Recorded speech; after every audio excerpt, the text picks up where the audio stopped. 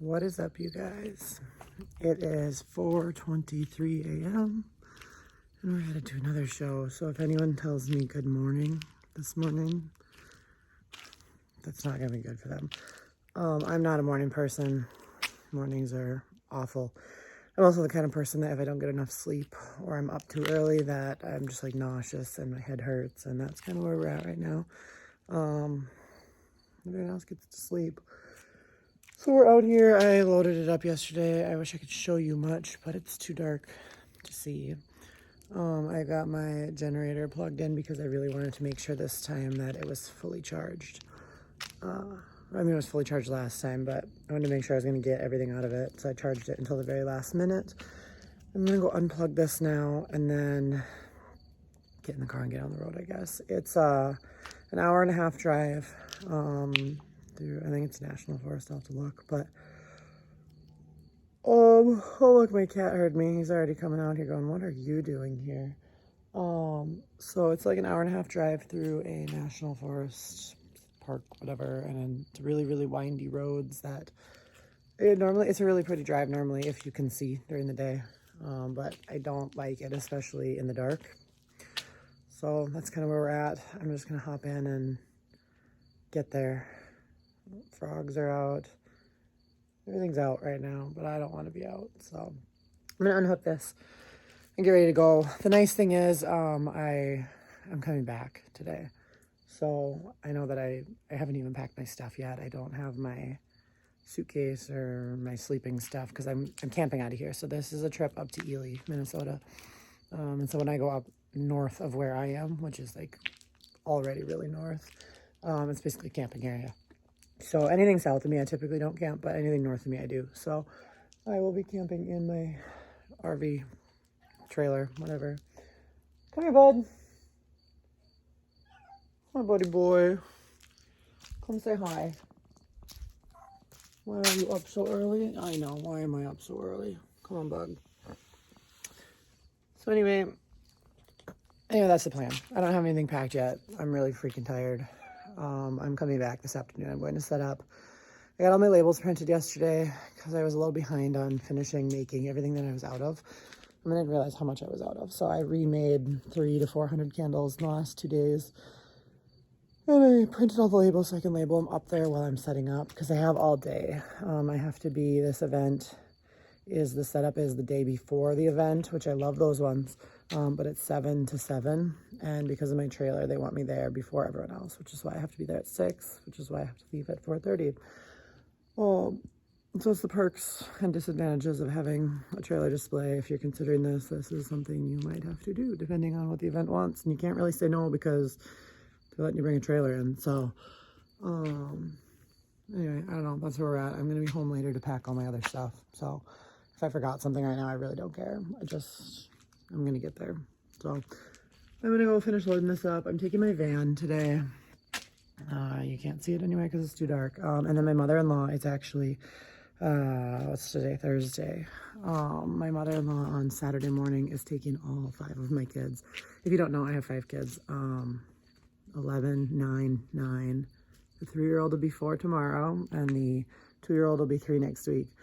She's taking all 5 of them to North Dakota to her sister's house for 2 weeks. It's amazing. So I'm so excited.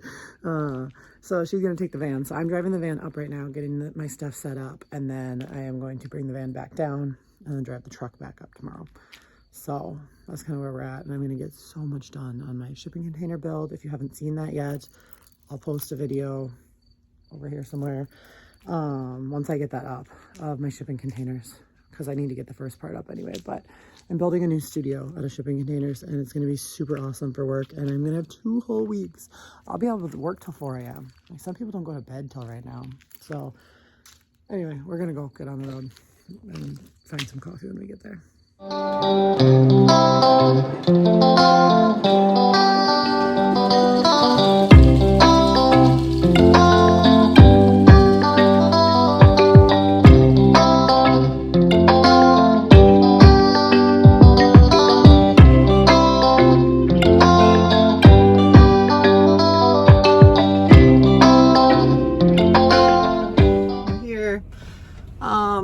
Just got got done driving to Ely.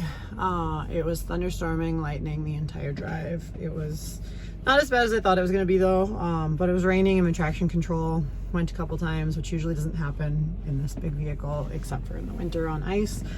So it was a little slick. I pulled my trailer. It's super windy, and like I said, I think there's only 2 driveways. I think one's for like the wilderness camping and the other one's for like the park ranger. So we're here. We're gonna go get checked in. It is 6:02 and they have like a check-in tent right there. I have been here before, so I already know how this all goes, which is fantastic. I like shows that I've already been to.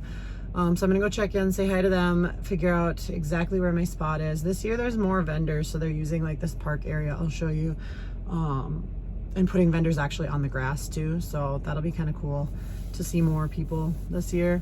Last year was my first year doing this event because it was really hard to get into. I think a couple of years back, it was packed full of vendors. And they would always get, so most of the events I go to, once you get in, the vendors from the previous years kind of get first pick on if they want to come back or not. So you're able to sign up for these events once you get in, ahead of everybody else. Sometimes they're juried events, so you have to like actually get judged and you have to get accepted every year. But a lot of the ones up north especially, once you're in, you kind of can be reoccurring until you don't want to be anymore. Or if they don't like you, they won't call you, but I haven't had that problem. But last year was the first year they had openings, because the year before that there was a horrible windstorm. It like came through like a tornado. They had to shut down the festival early. Hundreds of booths were ruined. They were like leather and fur traders with super expensive pieces just like soaking wet and shredded, and they were throwing it in dumpsters. So it was really sad. But on the flip side of that, a lot of vendors did not come back last year. So that's why they had open spots, and it was my first year coming. So that's how I got a spot in this event last year. And they called me and asked if I wanted to come back. And I said, well, I've got a new display that I didn't bring before, because typically they don't normally allow trailers. Like I said, at a lot of events. But once I explained it and sent pictures to them ahead of time, they're like, oh yeah, that's fine. So we're gonna go check in now, figure out where we're getting set up. I'll park it, and then I'll talk to you guys in a bit. But like I said, it was kind of uneventful. We're just really early in the morning. So then I'm gonna unhook the trailer and go get a coffee. They don't have Starbucks up here. It's like holiday gas station coffee, but that's okay. Quick bit, there's our rig. The reason I told you that I've been here before, last year when I did this event was the first time, and I actually ran out of product because I had never been here before and I didn't know how successful it was going to be. It was my first outdoor show I had ever done. I had my other setup, but it was my first outdoor show ever. And so, for candle making. And so I had it all set up, and I brought a ton of stock, which I thought was going to last me all weekend. And on Friday, the half day, slow day, I completely sold out of basically everything. So I had to drive all the way home, load up more stuff, and drive all the way back. I got back at like 1 o'clock in the morning and had to set it all up for the next couple days. So that is my biggest lesson learned from last year at this event. And that's when I started carrying all my entire stock to every show, because I never know how big a show is going to be and I don't want to run out. So for every single show, I carry every single candle I own. Why?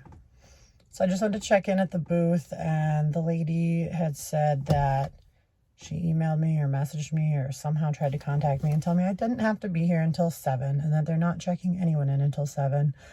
I obviously did not get that message. However, she sent it. And I've been checking them every single time they send something, but apparently I didn't get that message. So now I can't check in until 7. It's like 6:15, which sucks because I could have slept for another hour basically.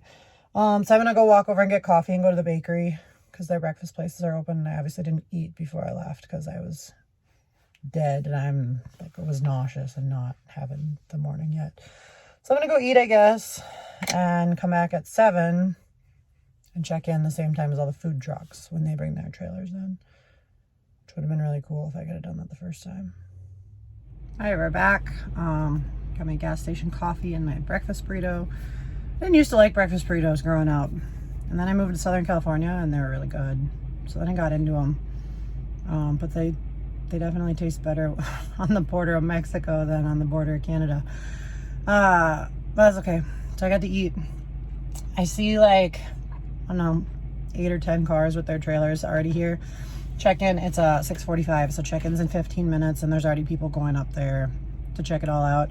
It's super sunny now, like the day has begun. And so we're just gonna wait that extra 15 minutes because we follow the rules, and that's how you get invited back places. So we're gonna go check in 15 minutes, back it up. We're in like the very open part of the park, so that's super nice. I should just be able to hop up the curb and pull right in. It rained, so the grass is gonna be wet, which kind of sucks. I hope I don't shred it up, but it should be good. And we're gonna start getting set up. We'll open it up and we will stock everything. And then, like I said, I brought all these labels. I printed like 400 and something labels. Waterproofed them all last night, and then I am going to stick them on all the stuff that I had made the last couple days because I ran out of time to label them, but I have time today. So, excuse me, so as I'm setting up, I'm going to just be labeling them and putting them out on the shelves and get it all situated for the day. Today I don't really have like a time limit. I would like to get home as soon as I can because I want to get back, pack all my stuff, pack my suitcase and my cot. And I didn't bring my plants because I didn't want them sitting in the trailer all day because I'm not going to be here. So I figured they're better off at home, and I'll just bring them up tomorrow morning. So I got to get home, get that done. The kids are leaving for that 2-week trip. And so I'm going to go home and cut their hair after soccer and do all the things and get everyone in bed super early because I'm pretty sure it starts at 9 tomorrow, but it's a public park. And I remember last year there were people already at 8 walking around, like trying to shop. So I'm gonna try to be here by 8 for sure. And so that means I just have to leave at like 6:30. So that's way better than today.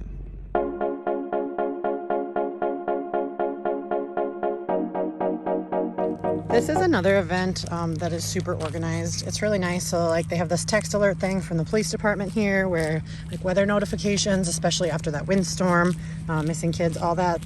They give you, this one's for your vehicle so you don't get towed, and the blue one goes on your booth. And so this is generally where I'm at. So I'm gonna pull in here, and then I'm right in here in the open, which is great for my solar. I'm hoping it goes well this weekend. And then awesome that I'm also on an end spot where my tailgate's gonna face out where everyone's walking. So pretty ideal this time for the direction I'm situated. Like I said, last year I was up in the front corner of this park, and that's where like all the main shopping is. So if people didn't come up specifically for this event and they were walking by, it was really ideal. But I'll try the opposite back corner, and if it doesn't go great, I'll request the front next year. Okay, we got set up. All the other vendors are coming. There's another vendor local to here who also has a trailer. And so we're just parked right here in this corner. Pulled in, backed in. The way they had it on the map, I was supposed to face the other way, but they've actually rearranged it where I don't have anyone on this side of me now, and there's no one in front of me if I face out. So I am the first display that you see from the road here. So as people are coming in off the road, I'm kind of right in the front. So maybe that'll help being in this back corner. Because obviously there's not parking on the main road here. So this back corner could fill up quite a bit with parking, which would be nice to be the first one seen. It's also by like the playground and stuff, and this big open area is going to be completely filled with vendors. I think there's over 100 vendors here. It's Friday, Saturday, Sunday show again. Like I said in a previous video, I try to only do shows that are all weekend long because it takes me so long to set up and put my display together and stuff. So we're here. It rained, like I said, so I actually got a little car wash, which is not so bad. Our stuff's all laying down in here. You can see that drawer popped open. I have pretty heavy duty latches on there, so I don't know. It was a very, very curvy road, and it's super bumpy in some parts of it. So it is what it is, but it doesn't look like anything's really ruined or anything. I'll kind of assess the damage when I open the back up, but they're pretty well protected. I've dropped cases of these candles and they don't break, so not bad. I'm gonna get my solar hooked up, get my signs up, and clear out all this big stuff out of the middle so I can walk around in here and get ready for the day. All right, so when I get here, first thing I do is obviously unhook my trailer. It's up on just this tongue jack, and I'm gonna be hooking up my propane heater this month because I'm gonna start doing shows. I camp out of it in the fall too, and it gets cold, but I got a new propane heater for it. So the next thing I do after that is I come around after I unhook it and I crank up these jacks. So those are what keep it stable. So when people are walking around in there, it doesn't feel like a trailer, like it's bouncing around. And so what I try to do is, because my display is on this side and that's where all the candles sit on the shelves. I try to tilt it so that it's a little bit backwards so that they don't slide off the shelves. And then I try to keep it as level as I can in the front here. That way my ramp sits nice and flat and my step is pretty even. But I just do that with my impact. So that's kind of how I walk around and just set it up after I unhook. Now I'm going to be unlocking it, putting the sign up here, and then starting to prep for all the product to go in. So now that it's unlocked, we're just going to open it up, assess everything. I knew that these rocks were going to fall. Those are my fireplace rocks. I knew they were going to fall. I should have bungee corded that lid on. I don't know why I didn't think of it until I was literally driving around the corners and I was like, ah, those are going to fall. Oh, go away, bugs. It rained, so now it's super humid and there's bugs everywhere. But that's where we're at right now. Oh no, you guys, the drawer is broken. Okay, so you can see how it popped open there. And the trim is obviously broken on that because it got hung up and snapped. So I guess I'm gonna assess that. It's kind of nice that I get to go home first tonight, because if I need to bring my trim nailer, it looks like it's not, sorry, I'll show you guys. It looks like it's not too bad. The actual frame didn't snap, but it definitely bent, and the trim is definitely popped off. So I'm gonna try to nail it in. I have touch-up paint at home and I've got my nailer, so I can bring that if I need to fix it. But it's little things like that that you just don't expect. And like I said, it's nice that I get to go home first. So I'm gonna get all this big stuff out of here. Obviously my pillows, like everything moved around because it was a very curvy road, so it just like flew everywhere. But I'm gonna get all this stuff out of the middle, assess it all, and then there's plenty more room to start like moving around and actually functioning in there. So that's the plan. All right, so assessing it a little better. One thing I just thought of is that I'm lucky I know how to do this. So I would highly encourage everyone, if you're trying to build your own display, make your own trailer, that kind of thing, do it yourself. Don't just pay somebody to like make you a pretty trailer and then you don't know anything about it. Because what happens when something like this happens and now your door is jacked up? You can't just go pay someone the same day to go fix it for you. You need to know how to do these things. So if you're gonna do on the road shows and you're gonna be running a business like this and you're gonna have like these cool, unique displays and stuff like that, you need to know how to fix them. You need to know how to troubleshoot all these things. You need to know how to nail that back together if nobody's here to do it for you. So I would highly recommend that if you're trying to do anything like this, learn how to do it yourself. Don't just like pay someone just because you want it pretty and done. Learn how to do it, figure it out. It's YouTube. You can literally do anything. If you guys want me to share stuff on how I did all this, just comment below and let me know what you want to know how I did it, because I can show you videos. I mean, I took videos for Instagram back then, so they're all vertical, but I can figure out how to show you guys how I built all this. I can teach you about tools and whatever, if like this is something you need to know about. There's also tons of people online that you can learn that from. That's how I did all of it. I literally just Googled how to do it and troubleshoot it and bought material and guessed, and some things didn't work and I tried again with a different way. But I can't stress that enough. Figure out how to do it. If you don't know how to drive a trailer, like don't go buy a trailer display unless you're like gonna figure it out. Because I didn't know how to, I mean, I didn't drive a 20-foot trailer around with a truck. That's not something that I did on a regular basis. But I knew I wanted to do this, so I figured it out. And actually the bigger, longer trailers with the double axles, way easier than like the little single axle trailers by far. So don't be scared of the size. You can figure it out. People haul horses across the country. Like you can figure out how to do it. So I guess that's all I got right now. I was looking at this thinking, man, if people don't know how to do this, you're gonna be screwed. Like your display's not gonna stay nice, it's not gonna look nice, you're not gonna be able to fix it, you're gonna spend a lot of money. So like, I don't know, there's my rant for the day. Figure out how to do it. Do it yourself. Build it, make it. You're gonna feel way more proud anyway. So when people come in and they're like, oh my gosh, this is an amazing display, where'd you get it? I say it was an empty cargo trailer and I did every inch of this myself. Like this is not something, I didn't just go buy this from somewhere. I couldn't even YouTube it because I was like, oh, candle trailer, like converted trailer to retail store. Like those things just didn't exist. I saw some for like clothing, which is what this other lady over here has. She made an Airstream into a clothing one, which is way cool. So I've seen like ones like that, but I'd never seen one in the way that I wanted it for my products. And so I really had no reference. So I was just guessing. I was just winging it basically. Like there were no plans. I didn't go online and like buy a kit that was like, oh yeah, build your display in a trailer. Just figure it out. It's not that hard, you guys. I mean, some parts are hard, but it's worth it because then everyone walks in and goes, this is amazing. I'm like, yeah, I did that. I did all of it. I made this, I made that, I made the whole thing. I make all the product. And it's rewarding. So Learn how to use tools, learn how to fix things, learn how to pull a trailer. Don't be like, oh, my husband did that, which is great. If your husband wants to help you, that's great. I am married to a professional carpenter who builds custom homes. I don't ask him for help because I want to know how to do it myself. I want to be proud that I did this all myself instead of people going, oh, well, yeah, it looks nice because your husband built it. No, I did it. I built it myself. So visual lecture for the day. Learn how to do stuff.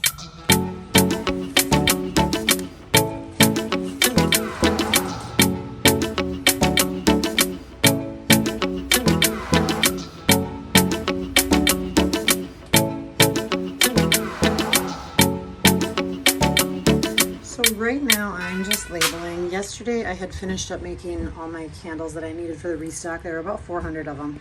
And I knew I wasn't gonna have time to label them at home, so I printed all of my labels ahead of time, waterproofed them yesterday, and then I brought them with me because I knew I'd have more time today. So I'm just going through putting on the side labels, and then after I put the side labels on, I put them in upside down so that I can just go across and stick all the bottoms. Just kind of getting that done, filming my Instagram stuff and my YouTube stuff. And then I'm going to start stacking everything up here. So I've got 1, 2, 3, 4, 5, 6, 7, 8, 9, 10, 11 cases of candles. Like I said, there were about between 350 and 400 candles that I had made the last 2 days, just of the scents that I sold out of. So I probably stock, there's probably over 2,000 candles in these cabinets and stuff that I bring at a time. Which sounds absolutely ridiculous, but I don't want to run out. Last year I literally ran out of candles to sell.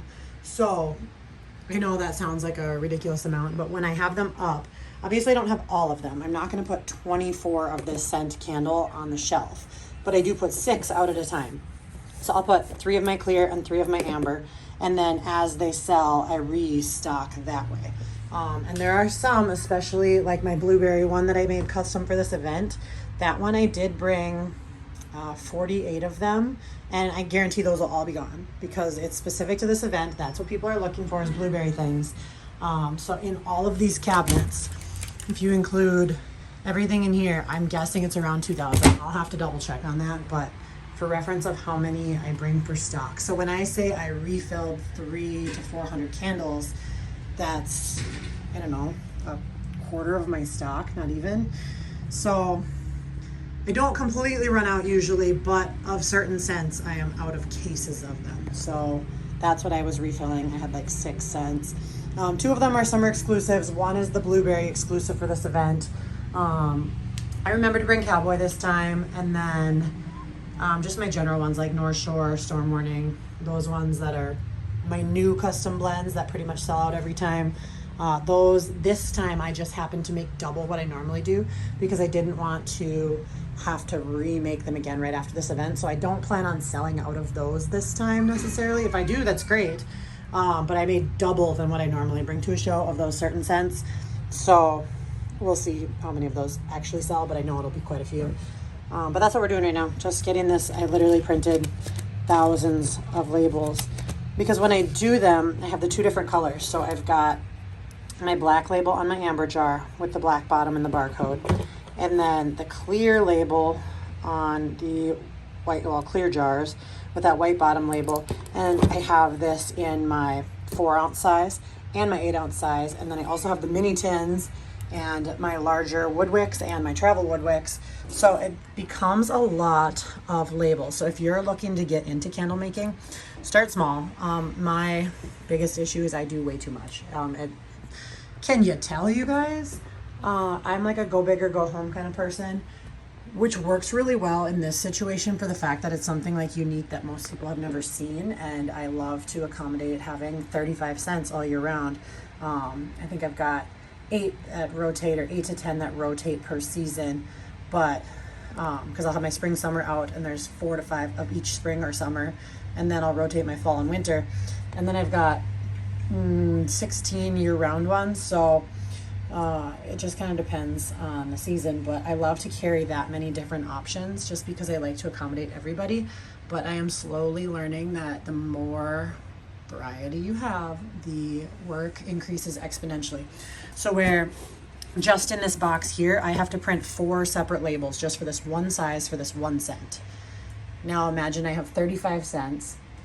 Each cent needs a top label, like a side label and a bottom label for every size that I carry. Well, I carry most cents in between 4 and 5 different sizes. So you can do the math pretty quick. 35 cents times 4 or 5 sizes times a minimum of 2 labels gets very expensive, very time consuming, very quickly. That's not including doing all my individual melts, all my wax melt packs. So something to think about. Maybe if you're about to start and you want to have a lot of variety, maybe have 10, but make them a very interesting 10, not just something generic.